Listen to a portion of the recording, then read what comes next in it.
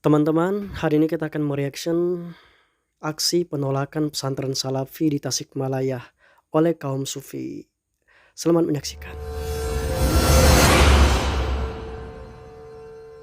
Assalamualaikum warahmatullahi wabarakatuh. Alhamdulillahirrabbilalamin. Allahumma sholli ala Muhammad wa ala ali Muhammad. Teman-teman yang dimuliakan Allah Subhanahu wa taala, jumpa lagi dengan Sapas. Pada kesempatan kali ini teman-teman yang dimuliakan Allah Subhanahu wa taala, Sapas ingin mereaction video penolakan pemahaman Salafi Wahabi di daerah Tasikmalaya Cisayong. Jadi Sapas akan putarkan video, cuman kita akan cek di sini ya. Kita akan cek. Oke.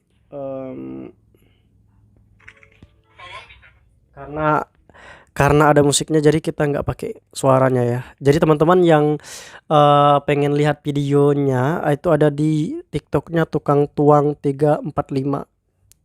Jadi di sini tuh ada sekelompok orang-orang ya, atau banyak kelompok, atau dari beberapa kelompok orang, dari beberapa organisasi. Mereka itu mengadakan penolakan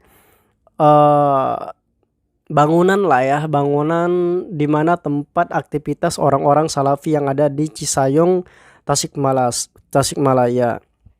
Jadi di sana itu kalau dilihat dari tulisan-tulisan yang ada di sana itu, diantaranya adalah orang-orang Sufi yang ada di Tasikmalaya menolak paham Salafi Wahabi atau Wahabi Salafi gitu ya.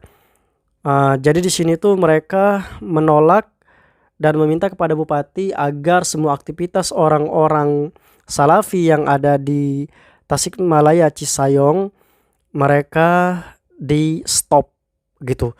Terus lagi mereka mengatakan Salafi Wahabi dan Syiah itu agar tidak ada di Tasikmalaya Cisayong. Jadi saya belum pernah melihat mereka menolak pemahaman Syiah. Nggak tahu apa nggak muncul pemahaman Syiah di sana atau gimana gitu ya. Jadi teman-teman yang dimuliakan Allah Subhanahu wa taala, berbicara tentang Salafi, Wahabi dan Syiah yang mereka sangat anti. Oke. Pertama kita akan cek dulu ya, pemahaman Salafi itu seperti apa, pemahaman Syiah itu seperti apa. Sangat jauh berbeda antara kedua ini. Kalau pemahaman Syiah ya, pemahaman Syiah adalah pemahaman yang mereka sangat membenci sekali dengan sahabat Nabi Shallallahu Alaihi Wasallam, sangat benci sekali, terutama Abu Bakar, Umar, Utsman. Karena kenapa? Karena diantara para sahabat Nabi ini adalah orang-orang yang banyak meriwayatkan hadis ya dari Rasul Shallallahu Alaihi Wasallam, karena dekat sekali dengan Rasul Shallallahu Alaihi Wasallam. Jadi kalau orang-orang benci dengan sahabat ini, maka hadis dari Rasul itu tidak akan nyampe kepada umat. Terus lagi orang-orang Syiah sangat benci sekali kepada Aisyah radhiyallahu anha, istri Nabi Shallallahu Alaihi Wasallam. Berikut juga Aisyah radhiyallahu anha juga banyak sekali meriwayatkan hadis dari Nabi Shallallahu Alaihi Wasallam, karena beliau merupakan istri yang sangat dicintai oleh Rasul Shallallahu Alaihi Wasallam. Jadi ketika ada orang-orang yang membenci sahabat Nabi, membenci istri Nabi, hadis-hadis yang dimana orang-orang yang terdekat dengan Nabi itu tidak akan sampai kepada umat, kayak gitu. Nah itu yang dilakukan oleh orang-orang Syiah, teman-teman yang dimuliakan Allah Subhanahu wa taala. Berbeda dengan orang-orang Salafi. Orang-orang Salafi sangat mencintai sahabat Nabi, Abu Bakar, Umar, Utsman, Ali apalagi, sangat mencintai. Dan juga orang-orang Salafi sangat mencintai Aisyah radhiyallahu anha, di mana hadis-hadis beliau itu sangat banyak sekali dipakai. Sangat jauh antara Salafi dengan Syiah, jauh sekali, jangan disamakan ya teman-teman yang dimuliakan Allah Subhanahu wa taala. Kalau Syiah lagi, mereka memiliki ritual-ritual yang dibuat oleh ulama mereka sendiri. Ya, tradisi-tradisi Syiah itu dibuat oleh mereka sendiri, tradisi yang bukan berasal dari Rasul Shallallahu Alaihi Wasallam, bukan juga dari para sahabat Nabi. Bagaimana mereka akan mengikuti tradisi para sahabat Nabi kalaupun ada gitu ya? Karena mereka sangat benci dengan Umar, Abu Bakar dan Utsman. Itu dibuat oleh mereka. Banyak sekali tradisi-tradisi yang ghulu, berlebihan itu terdapat di kalangan Syiah. Sedangkan orang salafi menempatkan sesuatu pada posisinya, pada tempatnya, tidak berlebihan.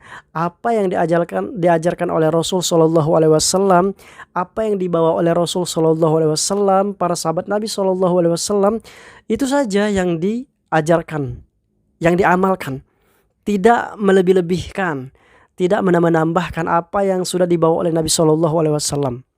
Jadi Salafi dan Syiah itu sangat berbeda, jangan disamakan.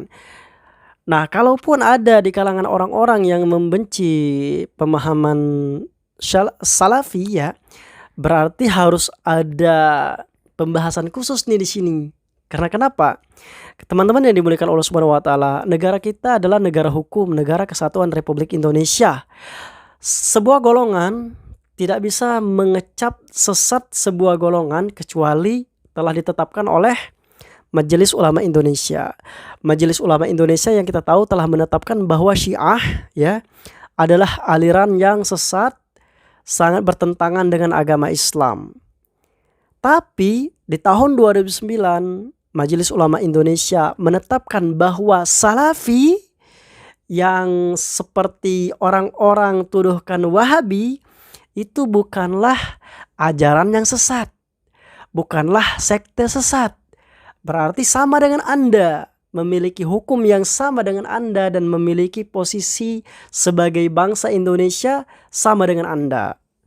Jadi kalau ada sekelompok orang yang berdemo meminta pemerintah untuk menutup segala aktivitas yang dilakukan oleh orang-orang Salafi, itu sama artinya dengan kelompok yang mau menang sendiri, kelompok yang memaksakan diri agar orang tidak boleh ikut yang selain mereka, ikutnya hanya mereka saja.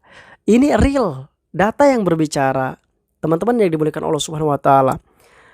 Adapun ketika orang-orang mengira bahwa mereka sedang memperjuangkan Ahlus Sunnah wal Jamaah, harus dilihat lagi Ahlus Sunnah wal Jamaah seperti apa. Yang kita ketahui adalah Ahlus Sunnah wal Jamaah, Ahlus Sunnah. Bagaimana keadaan orang-orang yang disebut dengan Ahlus Sunnah? Ahlus Sunnah adalah orang-orang yang melaksanakan sunnah Rasul Shallallahu Alaihi Wasallam, bukan orang-orang yang melaksanakan bid'ah di dalam agama.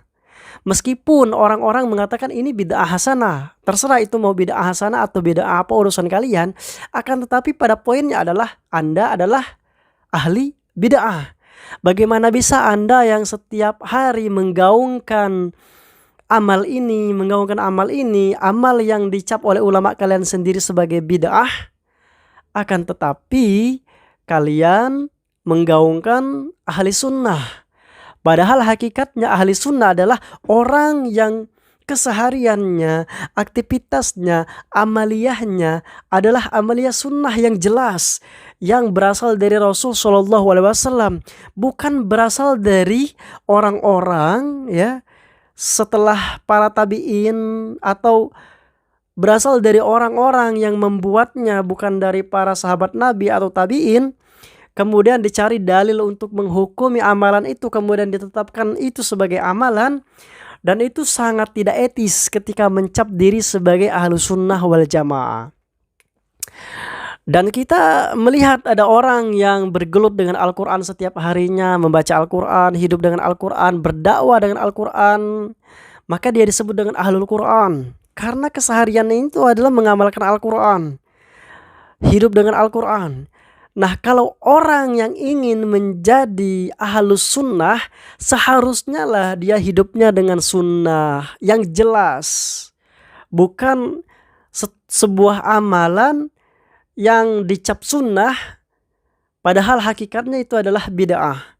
Terserah mau bid'ah hasanah atau apalah itu. Jadi sangat jelas sekali teman-teman yang dimuliakan Allah Subhanahu wa taala. Masyarakat sekarang sudah pintar gitu untuk melihat ini ahlu sunnah atau ahli bid'ah, ini dalam kebenaran atau dalam kebatilan. Sehingga teman-teman yang dimuliakan Allah Subhanahu wa taala, cara-cara seperti ini mendemo, menutup akses ibadah orang lain dengan kepercayaan orang lain, ini sama saja dengan radikalisme, sama saja dengan tindakan pemaksaan. Nah, bagaimana diperbolehkan tindakan pemaksaan seperti ini oleh pemerintah setempat? Seharusnya pemerintah Indonesia memberikan perhatian khusus terhadap hal-hal seperti ini. Terhadap kelompok-kelompok yang pengen dikit-dikit menutup kajian orang lain, dikit-dikit menutup masjid orang lain, dikit-dikit menutup sekolah orang lain. Ini kan tidak etis. Padahal kalau dilihat perbedaan yang sangat jelas, kita dengan orang Nasrani berbeda. Orang Nasrani menganggap Tuhan kalian itu tuh adalah salah. Kita menganggap Tuhan orang Nasrani adalah salah.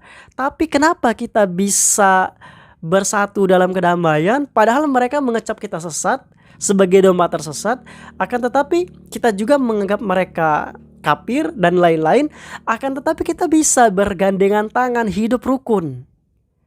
Nah, apa iya kita perbedaan di dalam sesama muslim aja meskipun saling menyalahkan itu hal biasa. Kamu salah di dalam amalan kamu karena seperti ini, kamu salah ini sesuai dengan pembahasan ilmiah, itu tidak apa-apa karena dalam kategori ilmu. Saling menyalahkan dalam kategori ilmu itu hal biasa. Hal biasa. Akan tetapi tidak etis lagi ketika ada seseorang yang berbeda dan itu bukan aliran sesat, sekte sesat.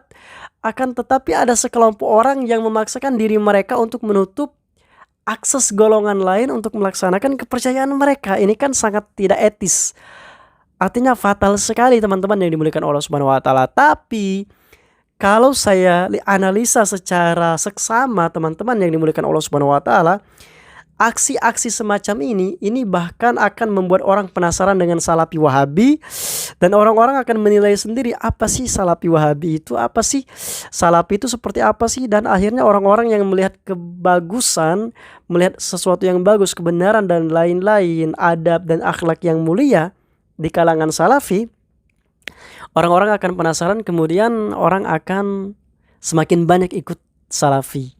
Semakin banyak mengenal Salafi, semakin banyak mengkaji Salafi, yang akhirnya mungkin ini takdir dari Allah Subhanahu wa taala. Promosi gratis untuk mendakwahkan kebenaran. Ya, teman-teman yang dimuliakan Allah Subhanahu wa taala. Jadi teman-teman yang dimuliakan Allah Subhanahu wa taala, kita sebagai generasi muda jangan sampai terpancing dengan hal-hal semacam ini. Hendaklah kita generasi muda itu pintar dan cermat di dalam melihat situasi dan kondisi, bahkan perhelatan pemahaman yang ada di Indonesia ini. Nah, kita bisa lihat dari cara, sikap, dan adab yang tertera, yang diterjemahkan oleh orang-orang melalui tindakan orang, sehingga terlihatlah di sana mereka benar-benar mengamalkan sunnah atau mengamalkan yang lain, atau mereka benar-benar nggak menjalankan syariat Nabi Muhammad SAW. Dan disitulah peran kita sebagai generasi muda untuk melihat yang benar adalah benar. Semoga Allah Subhanahu wa taala memberikan kita kekuatan untuk mengikutinya, dan semoga Allah Subhanahu wa taala mengkaruniakan kita kejelasan dalam melihat kebatilan adalah batil. Semoga Allah memberikan kekuatan kepada kita semuanya agar dapat menjauhi itu semuanya. Sekali lagi, kita sangat miris dan sangat simpati kepada orang-orang yang melakukan aksi menolak perbedaan yang sudah ada sejak lama. Dan ini teman-teman yang dimuliakan Allah Subhanahu wa taala, sebuah fenomena yang harus kita terima dan kita serahkan kepada Allah Subhanahu wa taala sebagaimana Allah Subhanahu wa taala menjaga Islam itu sendiri. Kita ketemu di video selanjutnya. Assalamualaikum warahmatullahi wabarakatuh. Teman-teman, jangan lupa dukung channel ini dengan cara subscribe dan nyalakan notifikasi. Terima kasih. Dumtum bi khair.